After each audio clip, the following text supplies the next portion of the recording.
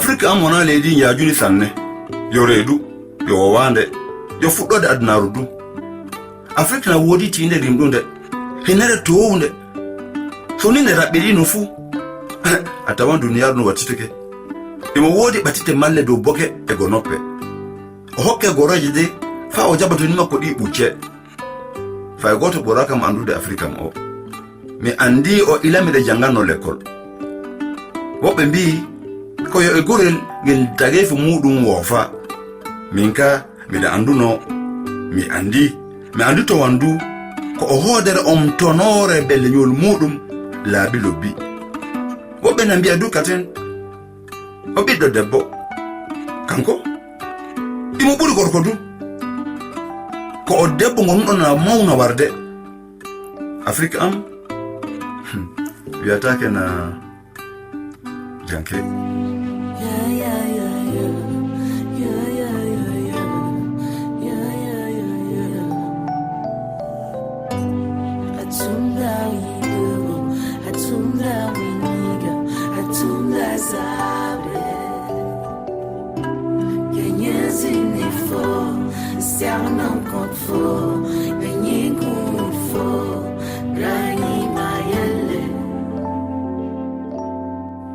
ndelle acce kam haalano haala makko kanko janke jiɗuɗo kam waawi tariki belɗo tariki janke fuɗɗi wana dagu non ni leydi am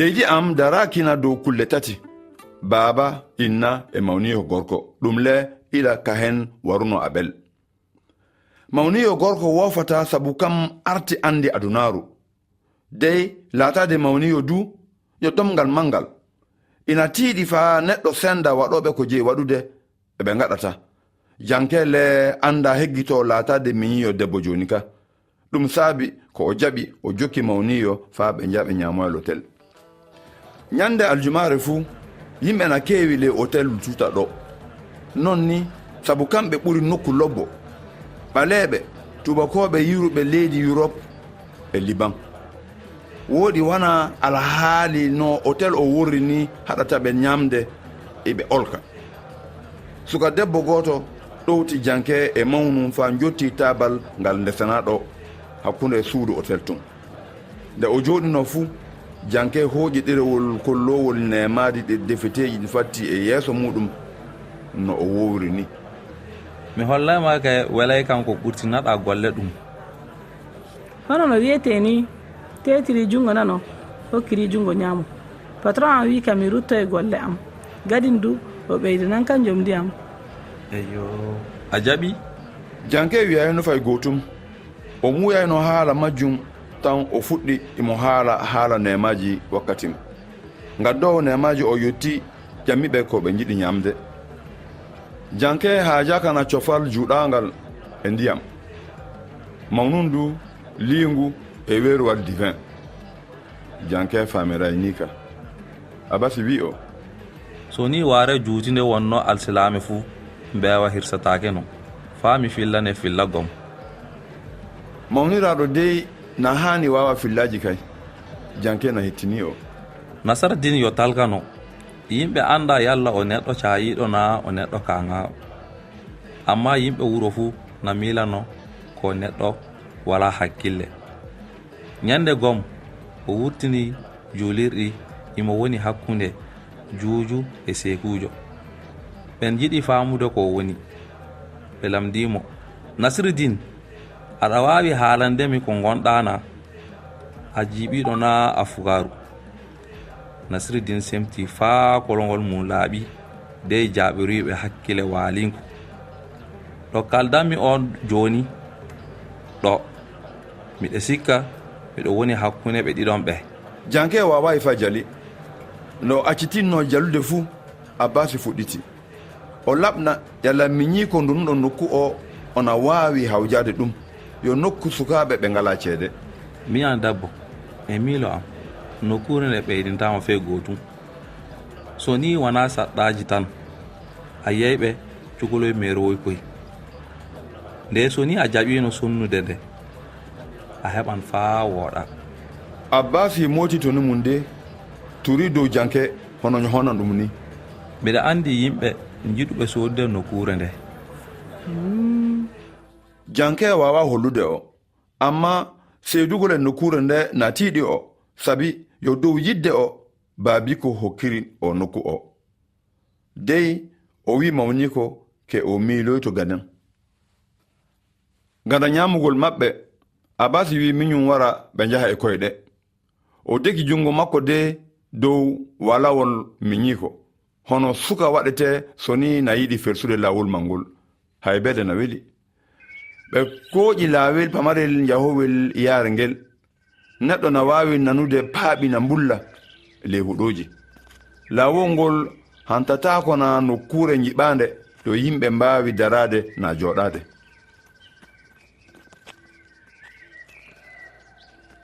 Abbasi jooɗi e leydi. Adan few hunde walano ɗo, wana laawol wana cuuɗi. O weɗɗiti saya makko dey miñi ko jooɗo, janke jooɗake. Fofo Abbas. Ɓe jooɗi iɓe ndaara ɗokki lewru ley ndiyam. Ɓen peeje na dilla faa njotto kaddi ndiyam. Iɓe kettini olko hendu dow huɗoji e burgu. Nde laatinoɗo en sukaaɓe nde wiyataake na ɗo nokkure nde moƴƴa. Ke jinnaji na kewino ɗo ina ndasa yimɓe na ngatta ley ndiyam so ni ngari faa mbuulo. Mawni ko gorko yo sawaraji haalanta min yo debbo, kam du na hettinanoo hono kanko ɓuri worɓe fu gorkaku. Janke leƴƴini hoorem dow walawu makko, gitem dow ndiyam yayre. Mi suuɗotono mi wara ɗo, sabu innam na haɗonno kam. Janke ƴefti gitem ndaari mawnum. Wona min tan salotono ko Sara wi. Miɗen ngaɗa ko ɓuri sukaaɓe 10 ɓe kulata mayde. Abbasi na ndaara lewru na ƴeeña na jippo ley yaadu muɗum. Fey gooto ami ekkitaaki ndiyam, amma miɗen andi ke so ni a muuyi ekkitade ndiyam fuu sey naataale ndiyam ni. Abbasi keccuɗo janke duuɓi nogay wonana na haala ko waɗuno ila jankeri maka. Tawte sabu ɗum nde waɗi de so filla makko ka na weli janke sanne. Nyandem caggal lekkol mi ho'i pettu am mi watti. Mi dogi haddi ko mbawmi pittu mi naatumi le ndiyam. Mi durbitorake juuɗe e koyɗe fuu faa mi heɓa mi wurtoto ndiyam ɗam duuɗi ɗo. Ɗiɗam woodino sembe sanne. Woodi du mi lamni du ke mi faamini jinnaji ɗi nangi koyɗe am iɗi pooɗira kam ley. Mi durwiri hadi sembe am fuu e dimme am. Miɗa yiɗino wurude. Kulle bonɗe ɗe paamani ɗum. Miɗa miila o woni wuune am ɓurɗi wuuneji fuu keɓumi dow peccooje. O acciti haalude. O ɓoyliti o ndaari janke fa woɗi. Abada o fillanaaka goɗɗo ka filla. Janke faamike mo wattana ɗum hakkillo, o ɓeydi imo holla ko woni. So ni o naati le politique fuu, o miilana neɗɗo fuu na haani durwude. Ta jooɗa na wiya ke koɗo waɗi fuu yo fooda tam. Woɗi ko yi, amma fa hande imo heddina ndaara. Kanko wonno meeri wuro makko. O waawa jooɗaade, o durway. Wona o waawi ginnaji na. Wona mawɗo parti makko warata de hulɓina o. Amma imo yiɗi walleede. Mi lamdike e yonki am ke a arɗo sukaaɓe na kaaja neɗɗo hono ma. Yimɓe fuu njii video maɗa sabu a haali haalaji lobbi. Ndelle miɗa haajama ngara faa ngolli denna. Abbasi weli kam, amma mi anda fey hunde e politique. Miɗa lamnike aɗa woodi dalilu faa kalda e jama. Laaɓal mangal na wela ɓernde jama. Mi yettima mawnam, amma politique yo hunde mawnde. Duuɓi ɗin jogimi ɗi mi anda yalla miɗo wawi fa yimɓe jaɓa haala am. Janke, cukaku ma hattama natude le politiki. Miɗo yiɗi mballa kam bangal kibaruji am. Fa hande moy wawi ɓurde miñam ley mballa am. Abbas wiyana miñam ɓiɗɗo debbo mo mawnidayi innum e bammum ɗum na wela ɓernde Janke faa anda ke kam du yo miño goɗɗo. Aɗa wawi ta jabota kam joni jango en ñallidan kalana kam ndenka. Abbas ɗowtiri Janke to innum yaadu makko na nandi e neɗɗo koriɗo hoorem lamnuɗo ke kam jeyi duniyaru nde. Janke heeɗi na miilo ko mawni ko o heɓi wote muɗum o haynaki o. Imo yiɗi Janke, imo faami saɗɗa neɗɗo fuu, o daroto du fa o moƴƴina mo hen fuu. Dey ɗum watta o jokka mawniyo fa o naata hakkunde jinnaji na. Ɗo ɓe jotti to nafi ina Janke. Allah holli e jango Janke. Hay woɗi jango mawna Abbas.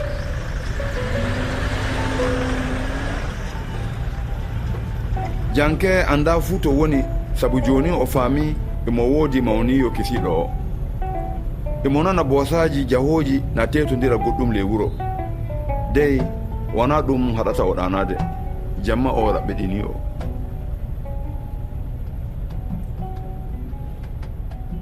Jangore muɗum Janke heppi yiwde mawni ko fa o artori o minitaji 10 nokku to ɓe jeyno hawrude. Sengo lawol o tawano imo miilo ɗon o nani goɗɗo noddi o.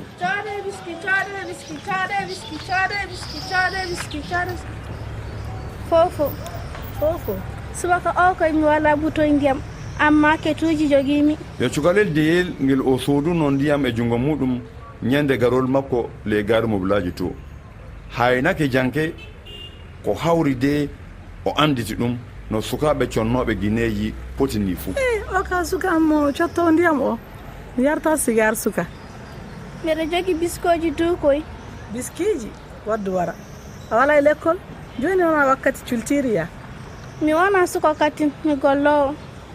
Non wurri darde makko yo darde suka haala makko du yo haala suka amma neɗɗo na faama ley darde makko ke yo tampuɗo nayi waɗi ko ɓe sukaɓe na ndime na yeɓe tawte imo wawi wattitinde ɗum na. De cukalel woɗɗotono Janke nde Abbas yotidi emo wel muɗum ɓakkol Janke. Mi wari lawna. Wona yomi arti warino.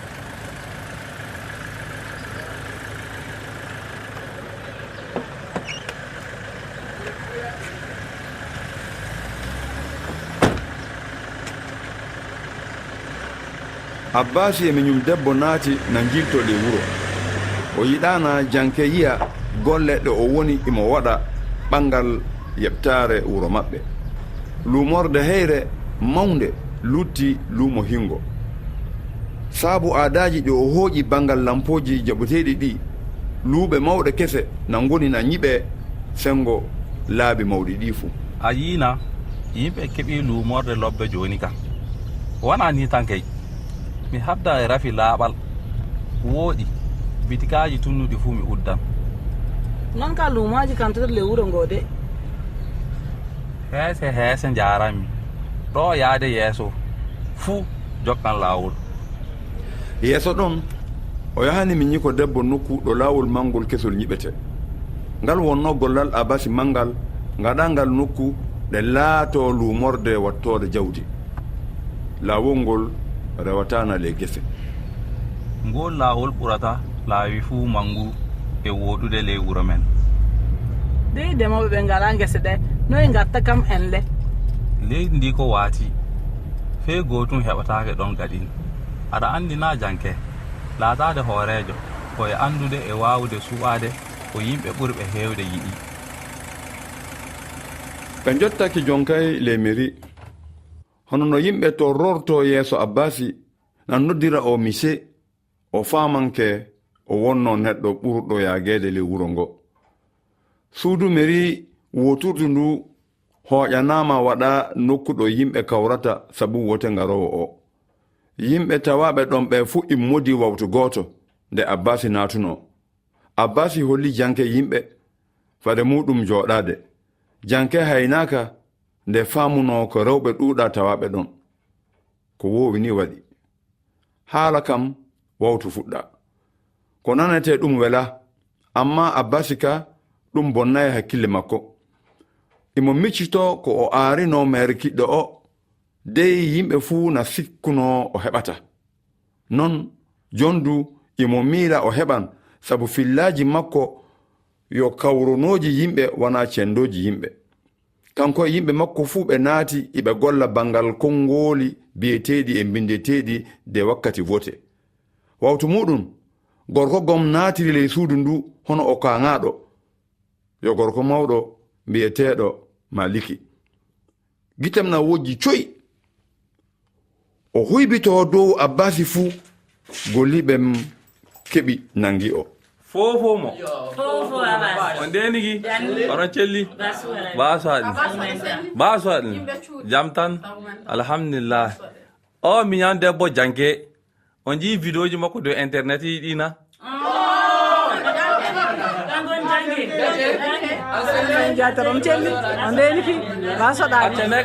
accenega hakke ndaren ko waddi en ko kalen haala partiji men ɗi. abasi a hunani ko a wallan kam mi hokkima ko ndesidomi fuu dey a wattayi fey gootu ta laawol ngol rewa ley gesam mormaɗa a wona neɗɗo. mine yeɗɗi abasi a wala konngol. renoɓe abbasi daasi o jaha yaasi. abbasi na moosa na wiya o koyo kaŋaɗo.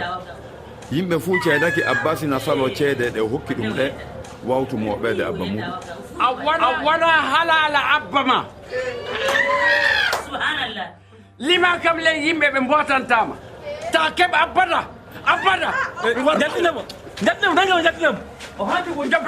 gorko mawɗo faɗɗowa yasiniri, amma janke yiide gite makko mettela. ɓernde mettude wonno e makko yo birisa o haldanno. abbasi koy ndarayi o fey ina haala haalaji jalniɗi tan. ɗum yo saɗɗaji kaɓɓidiɗi e gollal makko. neɗɗo fuu na wawi immonade o. mangu woni na hanga gorko mawɗo o.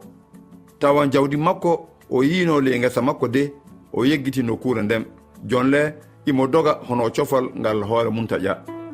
imo tuuma mo o yii fuu no mungi. amma ɗum na holla kesey ɓattital ngal haalam haale. gadin du jokolɓe kolle mbotowa. abbas yecci faro miñum debbo. janke nam abbas ndelle ɗum saabi ko miɗe haajani ballama. mbaka o yiri mawni ko o jonin fuɗɗi ɓuytude jelli lobbe ɗe janke jogino faade mawnum. neɗɗo wawa famude ko gaɗaɗe rimdaɓe muɗum mbawi sabade. janke na jeyi milade ko waɗata goɗɗum. o walla mawni ko na o wasa o walluɗum. imo woodi sembe fa o naata golle ɗena. na so ni o naatiɗe fuu e ñaman ona. imo jeyi hoolade mawni ko fa o walla ɗum na tawde o andira ɗum lobum ni fuu. janke holli ley video mum kana yiɗi leydi mum. caggal haala makko imo jeyi hollude waɗa yiye. neɗɗo ɓuri wawude haalude haala ɓe yiɗi. ndelle mi fillanta on filla janke gadin.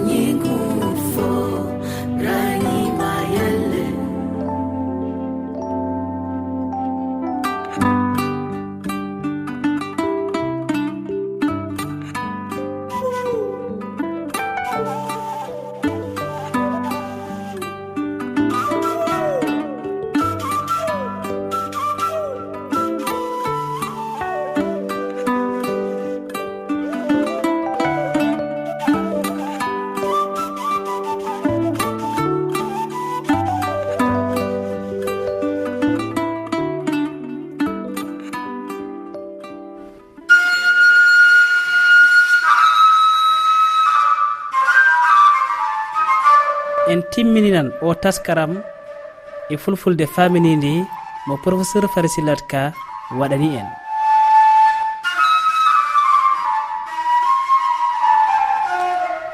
Bori ba a salminama jurama. Mi salmitima professeur, mi weltima e ma sanne. A jarama no fewi. Hande kadi a addi konngol kesol de. Hande mbiɗa koko min mbiyata ko dosgal guindi. Dosgal leydi walla mbiyen constitution e ɗemgal français. Français wiyete ko constitution.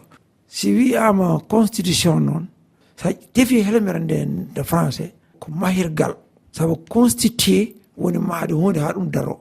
Ko ɗum mahirgal wadde constitution e français ɗum firti ko mahirgal. Kono mahirgal to batte laawol ko woni mahirgal leydi. Minen e nder Pulaar amen ɗo Sénégal ko dosgal guindi. Sabu ko ɗum dosgal kono ko en loi. Ni ɗum wawi constitution wawi e leydi kono norol keeci wayni e neɗɗo walla daaba walla hunde nagge walla puccu. Norol keeci woni dendagal ko ƴetti koye ɗo e hoƴƴudu ha yeehi to asale taw ko ƴeeyi jokkodirɗe kamɗum jogui keeciki hen noon bedi birɗi tuggi foof ko ɗum woni constitution. Sabu kam ɗum darata neɗɗo o ɗum taki wiye dosgal guindi. Dosgal guindi si waɗama leydi kam ɗum hollirta holno dowla o darorto, holno dowla o gollirde, holko dowla o toɗɗi e golle mum e finatawaji ene laamorte ene laamu feccirte ene woteji mbarate ene sarɗiji poti lelnirede e gueɗe mbaɗe noon. Gol ɗon norol keeci waɗama ha dari walla ngal ɗon dosgal guindi waɗama ha dari. Hanti noon ko wiyete ko loi kuule mbaɗe kala kuulal mbaɗangal noon alay saago rewto ko haalay ko e ngol ɗon norol keeci leydi ngal ɗon dosgal gonka leydi. Dosgal gonka holito ko jopale ɓurɗe mawnude e leydi hono laamu ɗi darori. Hono wiye ɗum ko laamu ciinowo mbawko ciinowo, ɗum ko mbawko waɗowo sarɗiji, ɗum ko mbawko waɗowo ñawore. Français wiye ɗum pouvoir exécutif, pouvoir législatif et pouvoir judiciaire. Ɗin ɗon tati fof darnata ɗum holla gollal mum e jaɓɓal mum e paandale mum e yiyande mum fof ko dosgal gonka leydi. Dosgal gonka leydi noon ene jogana goomu denowo ɗum woni goomu dosgal guindi. Goomu ganduɗa kamo huufi dosgal guindi reena ɗum oto firto, reena ɗum kadi si yiɗi waylede hol sarɗiji lenna ngam namdital guindi woni référendum waɗe pour wayle wona bilat fo wayla ɗum. Kadi si loi waɗama alay saago yimɓe mbiya on ɗon loi beele ene yaadi e dosgal leydi ngal. Saabu kala loi mo yaadani e dosgal guindi on yalti sarɗi leydi, sarɗi mawɗo o. Ɗum ina addi wadde goomu denɗo no yurnito no ayna dosgal guindi. Ngal dosgal guindi noon kala ko waɗa guila to woteji ha to loi ji goɗɗi ha kala golle batteɗe nder leydi ha décret ji kala ko waɗa so luure heɓri waɗ tan ɓe kibita ɗen e ƴiyal ngal kibitɗen e yummo o woni dosgal guindi. So tawi yaadañi hen tan riwte, so yaadi hen noon jaaɓe. Ɗum addi no wiye ene waɗi ñawirde dosgal leydi walla goomu denowo dosgal leydi woni conseil constitutionnel. Conseil ko ɗum batu dosgal leydi ɗo e nder leydi men funno ko worɓe jeetati suɓate ñaawiyankoɓe walla laawiyankoɓe ɓen gonata renoɓe dosgal leydi. ɓen goni conseil des sages wona ƴeɓɓe mandiɓe jogiiɓe gandal Allah ɓuuri andu ko ɗum woni constitution.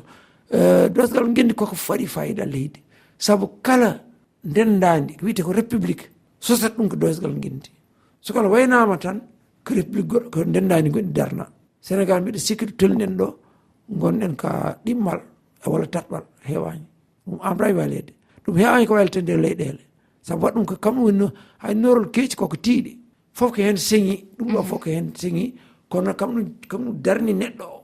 Dosgal guindi dosgal gonka leydi walla dosgal gonka dawla woni constitution ko ɗum jogui darde leydi.